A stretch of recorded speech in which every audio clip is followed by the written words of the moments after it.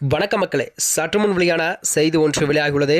நம்பை வைத்து பழிவாங்கிய பாஜகவாம். அதிர்ச்சி கோபத்தில் ஓபிஎஸ் அவர்கள் அதிமுகவை வீழ்த்த பிளான் பி ரெடியா? வாங்க வீடியோவை முழுமையாக கண்டார். அதாவது அதிமுகவிலிருந்து எடப்பாடி பழனிசாமியால் வெளியேற்றப்பட்டவர் தான் பன்னீர்செல்வம் அவர்கள். இவர் பாஜகவிலிருந்து கொஞ்சம் நாள் தஞ்சம் புகுந்தார். ஆனால் தான் எதிர்பார்த்தது எதுவும் நடக்காததால் தேசிய ஜனநாயக கூட்டணியிலிருந்து வெளியேறி அதன் மூலம் இந்த நிலையில் 2026 சட்டமன்ற தேர்தலில் அதிமுக பாஜக கூட்டணியை எதிர்த்துதான் பன்னீர்செல்வத்தின் செயல்பாடுகள் இருக்கும் என அரசியல் வட்டாரங்கள் தெரிவித்திருக்கிறது. அதை நோக்கியதான் அவரது திட்டங்களும் இருக்கிறது என்று அவரது ஆதரவாளர்கள் தெரிவிக்கிறதா. தமிழ்நாடு முதலமைச்சராக 3 முறை பதவியேற்றவர் தான் பன்னீர்செல்வம் அவர்கள். ஜெயலலிதாவின் நம்பிக்கைக்குரிய தளபதிகளில் ஒருவர் ஆவார். 1996க்கு பிறகு ஜெயலலிதாவின் சில காரணங்களால் சிறை செல்ல நேர்ந்ததை போது கூட அடுத்த இடத்தில் பன்னீர்செல்வத்தைத்தான் அவர் வைத்திருந்தார். செங்கோட்டையன், தனபால் உள்ளிட்ட பல சீனியர்கள் இருந்தாலும் கூட பன்னீர்செல்வத்தை தான் அவர் முதலமைச்சர் ஆக்கினார். அதற்கேற்றார் போலதான் ஜெயலலிதா சிறையிலிருந்து வெளிவந்த போதெல்லாம் பதவியை எத்தவித மகச்சகப்பின்றி உடனடியாக விட்டுக் கொடுத்து விட்டார். இதனால் பன்னீர்செல்வம் மீது ஜெயலலிதாவுக்கு எப்போதுமே ஒரு நம்பிக்கை அதிகம் உண்டாம். இந்த நிலையில் தான் ஜெயலலிதா மறைவுக்கு பிறகு கூட பன்னீர்செல்வத்தின் நிலை பரிதாபமானது. சசிகலாவின் நெருக்கடியால் பதவியை கூட ராஜினாமா செய்ய அவர் தர்ம யுத்தம் ஒன்றை நடத்தியுள்ளாராம்.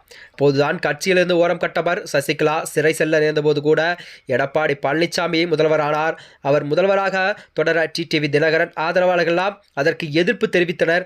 பன்னீர்செல்வம் செல்வத்தின் ஆதரவோடு தான் ஆட்சியை நிறைவு செய்தார் எடப்பாடியார். அதற்கு பிறகு ஒற்றை தலைமை விவகாரத்தை முன்வைத்து பன்னீர்செல்வத்தை கட்சியிலிருந்தே அவர் வெளியேற்றினாராம். எடப்பாடி பழனிசாமி பல ஆண்டுகளாக விவசாயமாக இருந்த தன்னை கட்சியிலிருந்து நீக்கியதால் மிகுந்த அதிருப்தியில் அடைந்த பன்னீர்செல்வம் அவர்கள் பாஜக தரப்பில் தஞ்சம் புகுந்தார்.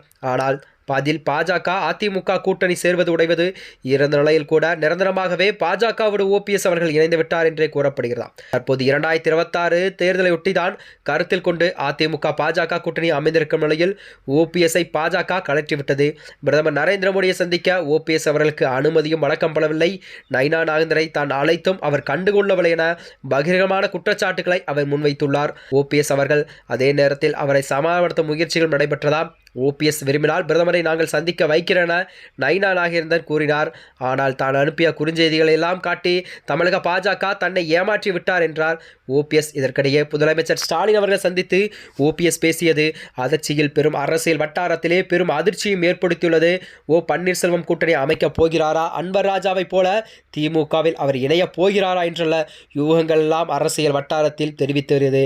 ஆனால் இதைத் தொடர்ந்து பிற கட்சிகளுடன் நிச்சயம் அவர் கூட்டணி அமைக்கும் போது தென் மாவட்டங்களில் அதிமுக பாஜக கூட்டணிக்கு அதிகமான நெருக்கடி கண்டிப்பாக தர முடியும். திமுக தலைமைதான் வெற்றி பெறும். எப்படி பார்த்தாலும் ஓபிஎஸ்ஸின் கணக்கு தப்பாது. திமுகவுடன் தான் கூட்டணி அமைக்க வேண்டும் என்ற அவசியமும் இல்லை.